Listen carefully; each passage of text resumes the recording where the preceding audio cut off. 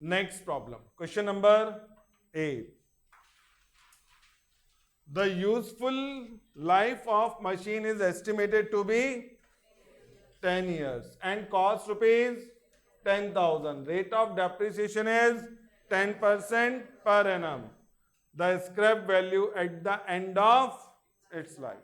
Question बहुत simple है, 10 साल के बाद उसका स्क्रैप वैल्यू क्या होएगा, यानी जब आप कबाड़ी वाले को दोगे तो वो कितना पैसा देके जाएगा। समझ में आ रहा है क्या क्वेश्चन? प्रिंसिपल कितना हुआ यहाँ पे, नंबर ऑफ इयर्स कितना हुआ, 10 इयर्स। फिर उसके बाद नेक्स्ट रेट ऑफ इंटरेस्ट 10%। तो सिंपल है ना। सबसे पहला लिखो आप जरा यहां पर, P is equal to rupees 10,000, number 1, N equal to 10 years और R इक्वल टू ये भी कितना है 10%। के क्या अज्यूम करेंगे 1, therefore I is equal to, बोलो जरा, R अपॉन K इंटू 100।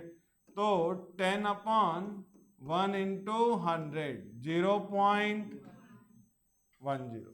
बात समझ में आ रहा है क्या? अब ये तो आ गया हमारे पास। अब इसके बाद क्या, now A is equal to P within bracket, याद आ रहा है कुछ, माइनस I, डेप्रिसिएशन है ना तो पैसा कम होगा तो इसलिए माइनस लेना है। अच्छा n कैलकुलेट नहीं किया, n इज इक्वल टू आपको मालूम है n इंटू के, 10 इंटू 1 इज इक्वल टू 10। तो प्रिंसिपल की जगह कितना 10,000, 1 माइनस 0.1 होल रेज टू 10। तो 10,000 इंटू 0.9 होल रेज टू 10। समझ रहा है क्या, कोई डाउट? तो अभी क्या करना है, 0.9 इंटू इक्वल टू कितनी बार प्रेस करोगे, 9 टाइम्स, और साथ में इंटू क्या कर दोगे 10,000। अब मुझे बोलो क्या आ रहा है, 3,784 जो भी है। तो देखो इस तरह का कोई आंसर है क्या, तो ए इज द रिक्वायर्ड सॉल्यूशन। तो ए बिल्कुल सेम ही दिया हुआ है, 3,486.78। अब आते हैं नेक्स्ट हमारे पास, effective rate of interest corresponding to nominal rate of 7% per annum convertible. याद है मैंने क्या बोला था, जब भी आपने क्या करना है फाइंड, क्या फाइंड करना है, effective interest rate always an equal to 1 year. आई बात समझ में? तो इस तरह से जाके यहां पे लिखो, here n equal to 1, R equal to 7% है ना, और K क्या कंसीडर करने वाले हैं 4। क्यों 4? क्वार्टरली है। Therefore I is equal to R upon K into 100। तो 7 अपॉन 4 इंटू 100, 7 को डिवाइड कर लो 400 से, 0.0175। अब n is equal to n into K, 1 into 4 is equal to 4। Effective interest rate answer किस में दिया है, परसेंटेज में या डेसिमल में? परसेंटेज, तो इंटू 100 जाएगा। अगर डेसिमल होता तो इंटू 100 नहीं जाता। तो फॉर्मूला याद है क्या, within bracket 1 plus I whole raise to n minus 1 into 100। तो चलो जरा वैल्यू रिप्लेस करते हैं, 1 plus 0.0175 whole raise to 10 minus 1 into 100। अच्छा सॉरी, हाँ 4, हम यहाँ पर effective interest rate find out करें। तो 1.0175 whole raise to 4 minus 1 into 100। अब ये डायरेक्टली कैलसी पे आ जाएगा कैलकुलेशन। 1.0175 इंटू इक्वल टू कितनी बार करना पड़ेगा, 3 टाइम्स, फिर माइनस 1, फिर इंटू 100। अब बोलो 7.185 चलेगा। तो 7.18 दिया ना अपने को, तो D is the right option. अब देखो क्या है क्वेश्चन, जरा पढ़ो आप लोग। The CI on rupees 16,000 for 1.5 years at 10% per annum payable half yearly। Compound interest पूछ रहा है और पेमेंट कैसा हो रहा है, हाफ ईयरली। तो के का वैल्यू 2, बाकी सब तो गिवन है ना। तो जरा फटाफट लिखो, P is equal to 10,000, sorry 16,000। Here P is equal to 16,000, N equal to कितने साल के लिए बोला है, 1.5 ना, तो 1.5 लिख लो। और रेट ऑफ इंटरेस्ट हमारे पास कितना है, 10%। R इक्वल टू 10%, K का वैल्यू क्या, 2। Therefore I is equal to R upon K into 100। तो R की जगह 10 upon 2 into 100, 0.05। N is equal to N into K। तो अब ये हमारे पास क्या आ जाएगा, 1.5 into 2 is equal to 3। Therefore CI क्या फॉर्मूला बताया था, याद है क्या, P within bracket 1 plus I whole raise to N minus 1। P की जगह क्या लिया आपने, 16,000। अच्छा डायरेक्टली ऐड करके लिखें क्या, 1.05 होल रेज टू 3 माइनस 1। आपको मालूम है क्या कैलकुलेशन करना है, तो कहां से स्टार्ट करेंगे, इस पावर से। तो 1.05 इंटू इक्वल टू कितनी बार, 2 बार, माइनस 1 इंटू 16,000। अब बोलो 25, बस। तो 2522 है क्या कहीं, तो B is the right option. Next question पढ़ा गया, तो तुम लोग होमवर्क ही बोल रहे हो ना, उसको कर लोगे ना। आपको सेम में है क्वेश्चन, प्रिंसिपल मिला है, रेट ऑफ इंटरेस्ट मिला है, ईयर मिला है, पेएबल के का वैल्यू 4 लेना है, बस सिंपल क्वेश्चन है। चलो 2 मिनट में खत्म कर लो, सेम ही जाएगा। फटाफट फटाफट क्वेश्चन नंबर 10। पहला क्वेश्चन था difference between SI and CI, simple है ना, होमवर्क हो जाएगा। तो ये तो बहुत ही इजी है। Next, the annual birth and death rates, ये इंपॉर्टेंट है। Annual birth and death rates पर 1000 are 39.4 and 19.4 respectively. The number of years in which the population will be doubled, assuming there is no immigration or emigration. ना तो कोई बाहर से अंदर आया, ना अंदर से बाहर जा रहा है। तो अब यहां पर कोई मुझे बताएगा एनुअली पॉपुलेशन बढ़ कितना रहा है। देखो बर्थ कितना है, डेथ कितना है, तो 20 बढ़ रहा है ना। तो सबसे पहला यहां पर जरा ध्यान देना, आई, अगर मैं यहां पर सबसे पहले क्या लिख रहा हूं, आई, तो आई क्या लिखना है ये इंपॉर्टेंट है। I is equal to 39.4 minus 19.4 divide by 1 into 1000। पर 1000 की बात हो रही है, परसेंटेज नहीं है। परसेंटेज का मतलब है बाय पार्ट ऑफ 100, लेकिन यहां 1000 बोल रहा था, तो 1000 से डिवाइड करेंगे एंड इट इज 20 अपॉन क्या मिला, 0.02। बात समझ में आ रहा है क्या। अब मुझे n मालूम नहीं, पॉपुलेशन क्या हो जाना चाहिए, डबल। अगर इनिशियल पॉपुलेशन 100 है तो फाइनल कितना होना चाहिए, 200। तो let P is equal to 100 and A is equal to 200। Therefore formula बोलो जरा, A इज इक्वल टू, हम 1 और 2 भी ले सकते हैं, ठीक है ना, अपोजिट कैंसिल होगा, उससे कोई इश्यू नहीं है। तो P इज A, यहां पर A is equal to P 1 plus I whole raise to N। तो आपने क्या लिया, 200, इधर कितना 100, 1 पॉइंट डायरेक्ट लिख रहा हूं मैं, 02 होल रेज टू N यहाँ पर डिवाइड करोगे तो कितना आ जाएगा, 2 आ जाएगा ना। तो चलो ऐसा लिख लेते, 200 upon 100 is equal to 1.02 whole raise to n। तो 2 is equal to 1.02 whole raise to n।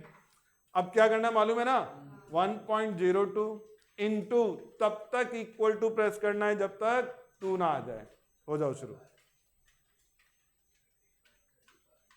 34 times होगा शायद, 34 टाइम इक्वल टू प्रेस। हाँ तो वो 30, अगर आप 34 टाइम इक्वल टू प्रेस करें, देखो 1.99 समथिंग आ रहा है।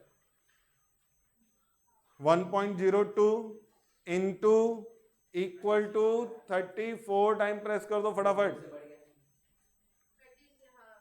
क्योंकि जैसे ही आगे जाओगे वो 2 से ज्यादा हो जाएगा, तो वहां नहीं जाना। 1.99 यानी कि अप्रोक्सीमेटली 2, 34 टाइम आ रहा है ना, तो एक पावर ज्यादा होता है। तो इस 2 की जगह क्या लिख लोगे, 1.02 होल रेज टू 35, और इधर क्या चल रहा है 1.02 होल रेज टू n। तो बेस इक्वल है तो पावर भी इक्वल होएगा, तो n is equal to 35 years complete। Last question, the compound interest on rupees 4,000 for 6 months at 12% per annum quarterly is। तो अभी तो मालूम है k का वैल्यू क्या लेना है, 4।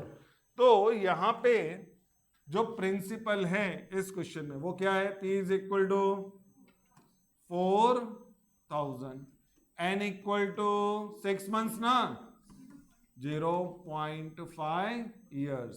ये जरा ध्यान देना।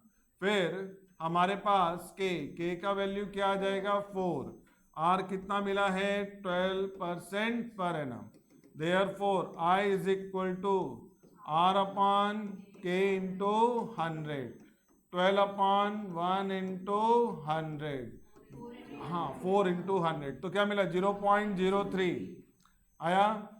n equal to n into k, 0.5 into 4 is equal to 2। Direct लिखते हैं सी आई, तो therefore C I is equal to, formula बोलो जरा, p within bracket whole raise to n minus 1। तो कैलसी ले लो और फटाफट कैलकुलेट कर लो, 4000 यहां पर मैं डायरेक्टली ऐड करके लिखूं 1.03 होल रेज टू 2 माइनस 1, 243.6 है ना।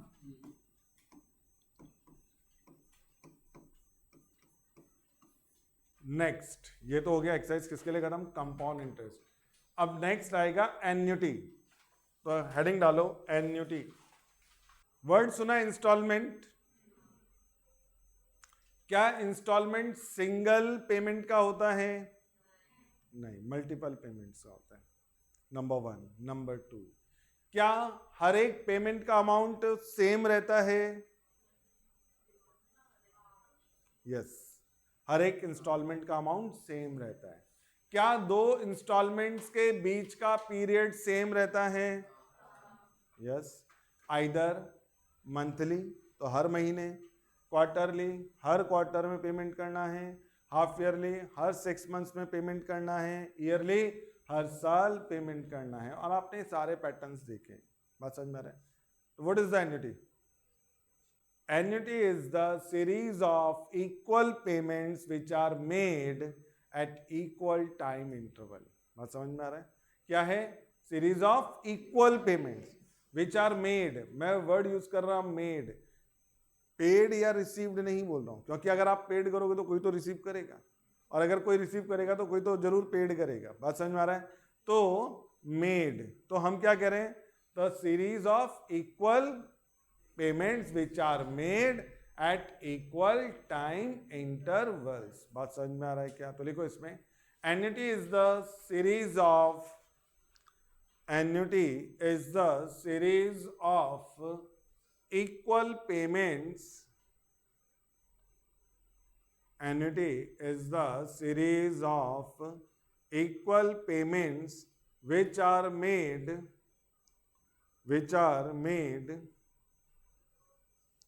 at equal time intervals, which are made at equal time intervals. लिखा? अब इसमें लिखो नेक्स्ट लाइन में, we have two types of annuity system. वैसे तो होते बहुत सारे, जो हमारे मैथ्स में हमारे इस टॉपिक में काम आने वाला सिर्फ दो ही है. तो we have two types of annuity systems. Number one ordinary और regular annuity. Number one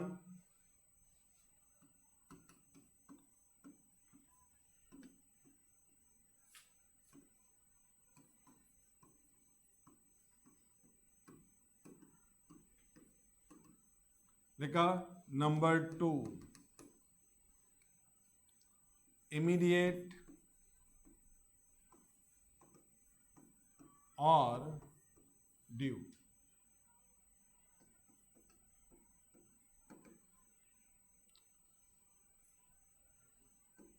immediate और ड्यू. तो दो तरह के एन्युटी सिस्टम है. नंबर वन क्या है? ऑर्डिनरी और रेगुलर. नंबर टू, हाँ ठीक है, बात समझ में आ रहा है. हमने 12th में कितनी तरह की एन्युटी पढ़ी थी? दो ही थी ना. ये कौन कौन सी थी? 12th में हमने कौन कौन सी तो पढ़ी थी? इमीडिएट और ये तो एक ही था. लेकिन मैंने याद है 12th में उस वक्त भी बोला था कि ये किस कलाकार ने बुक लिखा है जिसने इसी को दो बताया था वहां पर. याद आ रहा है? Immediate one, due second. जबकि ये दोनों सेम होता है. इमीडिएट का मतलब क्या? जस्ट नाउ, है ना, अभी के अभी. जब आप payment at the beginning of period करते हैं then it is called immediate और due. But if we made payment at the end of the period then it is called ordinary और रेगुलर. अब 12th स्टैंडर्ड में immediate के लिए बोला, if payments are made at the end of the time period then it is called. कैसा immediate? Payment साल के बाद में दे रहे हो और कह रहे इमीडिएट. लेकिन और सबसे मजे की बात तो क्या है, बोर्ड वाले अभी तक करेक्शन नहीं कर पाए. और कॉलेजेस के टीचर क्या फीडबैक भेजते हैं ऊपर कि जिन्होंने आज तक भी वो यही पढ़ा रहे. तो एन्युटी सिस्टम दो तरह का है. एक क्या है? ऑर्डिनरी और रेगुलर. दूसरा क्या है? इमीडिएट और ड्यू. तो अगर आप पेमेंट कब कर रहे हैं? एट द, अगर हम पेमेंट कब कर रहे हैं? At the end of the period then annuity is called ordinary और regular. If we made payment at the beginning of the period then we say immediate और ड्यू. अब ये ड्यू क्या? अच्छा, इंश्योरेंस एजेंट जब आपके पास आते हैं, आपके पेरेंट के पास आते हैं, तो क्या बोलते हैं? प्रीमियम पेड करना या ड्यू है? ड्यू है. Premium eight the end of the period दिया जाता है, eight the beginning of the period दिया जाता है? Beginning of the period. अब मान लो मैंने एक इंश्योरेंस पॉलिसी लिया, 1 लाख रुपए एनुअल देना है, जिसमें जैसे ही नवंबर आ जाएगा मेरे पास मैसेज आना शुरू हो जाएगा, योर प्रीमियम इज ड्यू.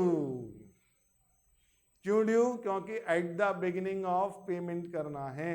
वो सर पे तलवार लटकी रहती खत्म होने से पहले ही, भाई सब चालू करो चालू करो चालू करो.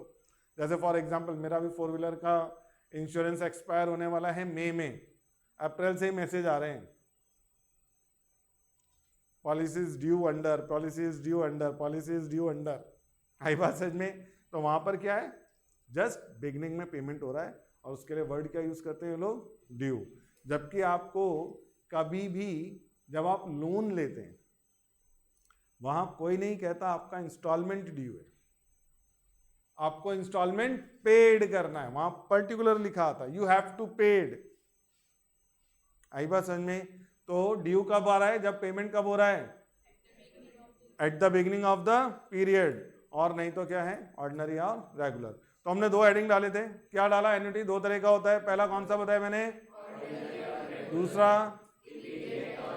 तो फर्स्ट हेडिंग रिपीट करो, ऑर्डिनरी और रेगुलर एन्युटी. ऑर्डिनरी और रेगुलर एन्युटी. अब इसमें लिखें, if payments are made if payments are made at the end of the period,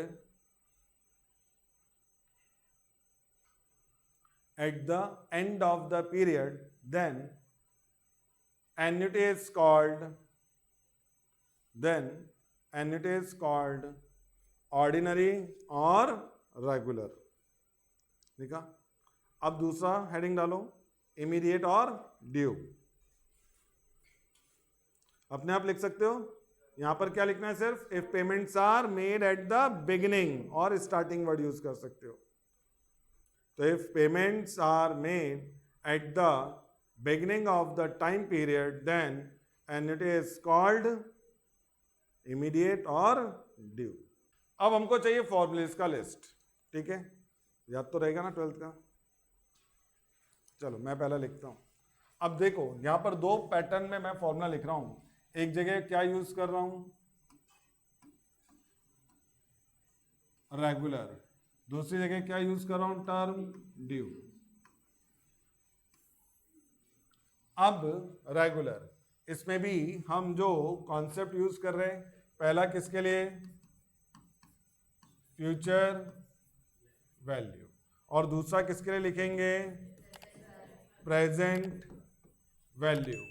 और बाद में relation, relation between future value and present value. Future value को आपने ए से रिप्रेजेंटेशन दिया था, प्रेजेंट वैल्यू को पी से, या relation between A and P. ठीक है, तो ये इस तरह से हम लोग इसको टैबुलेट कर देंगे. अब आते हैं रेगुलर के लिए, फ्यूचर वैल्यू. अब एफ बी या फिर ए भी लिख सकते हैं. तो अगर हम यहाँ पर ए ही यूज करें तो ये मेरे पास क्या आ जाएगा, जरा देखते हैं. A is equal to C upon I within bracket 1 plus I whole raise to n minus 1. यही था ना फॉर्मूला. यहां पर सिर्फ एक नया टर्म क्या दिख रहा है? सी. और ए का मतलब है फ्यूचर वैल्यू, बाद में कितना पैसा कलेक्ट हो गया. तो C is the amount of instalment, यानी कि एक पेमेंट जो आप दे रहे हैं वो कितने का है. ठीक है. अब अगर आप ड्यू के लिए यही फॉर्मूला लिख रहे हैं तो क्या? A is equal to C upon I within bracket 1 plus I whole raise to n minus 1 into में एक्स्ट्रा क्या है? तो एक ही फॉर्मूला याद करना है, दूसरे के लिए याद रखना है. ड्यू में क्या ऐड हो जाएगा? मल्टीप्लाई में 1 प्लस आई. Present value. अब अगर हम प्रेजेंट वैल्यू के लिए फॉर्मूला लिख रहे हैं, P is equal to C upon I within bracket 1 minus 1 upon 1 plus I whole raise to n. मैं इसे इसी फॉर्मेट में लिख रहा हूं क्योंकि हमें कैलसी से कैलकुलेशन करना है. हाँ, तो यहां पर क्या था? वो माइनस n लिखते थे, लेकिन हम यहां पर नहीं लिख रहे हैं, वो जानबूझ के नीचे लिखा हुआ है. आप समझ में आ रहा है? इंडाइसेस के अकॉर्डिंग माइनस n नीचे आके क्या होगा? Plus n. तो इस फॉर्म में हमने इसको नोट किया. अब अगर यहां पे लिखना है तो फिर क्या? P is equal to C upon I within bracket 1 minus, sorry इसको 1 minus 1 upon 1 plus I whole raise to n, और इनटू में वापस. तो समझ में आ रहा है दोनों के रिलेशन में क्या? एक फॉर्मूला बाय हार्ट करेंगे और ड्यू के केस में 1 प्लस आई एक्स्ट्रा मल्टीप्लाई. अब रिलेशन चाहिए. रिलेशन किसी को याद है क्या?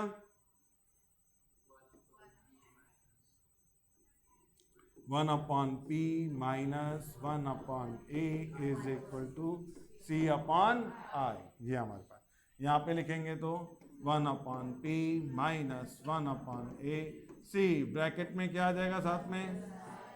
तो बस इसमें एक ही बात याद रखना है कि ऊपर यानी कि एक्स्ट्रा एक 1 प्लस आई का मल्टीप्लीकेशन चलेगा. आई कैसा निकालना है समझ में आ रहा है? क्या था आई का फॉर्मूला? आर अपॉन के इंटू 100. एन का फॉर्मूला एन इंटू के, और के क्या था? Conversion period.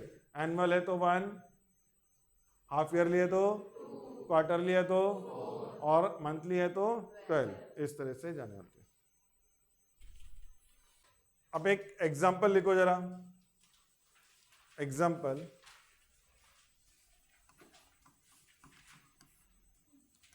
if we invest rupees 1 lakh per annum for 5 years at 10% per annum compound interest rate, then find the future value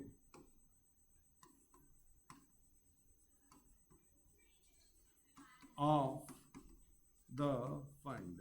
यानी कि इसमें आपके पास टोटल कितना पैसा कलेक्ट हो जाएगा, कितने साल में? 5 साल में। क्वेश्चन क्लियर है कि हम क्या कर रहे हैं, हर साल कितना डिपॉजिट कर रहे हैं? 1 लाख। कितने साल तक? 5 साल तक। रिटर्न कितना मिल रहा है? 10%। तो आपको बताना है कि कितना पैसा इकट्ठा होएगा। सॉल्यूशन, कितने का इंस्टॉलमेंट दे रहे हो? ₹1 लाख। ठीक है, कितने साल तक? 5 years। Rate of return 10%। के का वैल्यू क्या लोगे? 1। एनुअल है ना, तो therefore I is equal to R upon K into 100, 10 upon 1 into 100, 0.10। और इसके बाद N is equal to N into K, 5 into 1 is equal to 5। Therefore future value क्या था formula? C upon I within bracket 1 plus I whole raise to n minus 1। जब तक बोला नहीं जाए at the end of the period, यानी ordinary ही case लेके चलना है। अब यहां पर क्या होना है? 1 लाख डिवाइड बाय 0.1 था शायद, है ना? तो ये अपने पास 0.10 या 0.1, 1.1 होल रेज टू 5 माइनस 1। ये समझा क्या? डायरेक्ट किया है, ऐड किया ना, तो 1.1। और जरा फटाफट कैलसी लो, फटाफट। 1.1 इंटू इक्वल टू 4 टाइम्स, मुझे कुछ नहीं बोलो, -1 किया इंटू 1 लाख किया, डिवाइड 0.1। अब बोलो क्या आ रहा है? 6,10,510। तो इतना पैसा आपके पास 5 साल में आ जाएगा। तो ये हमारे पास इस तरह से है। तो ये क्या है अपने पास? How we calculate future value.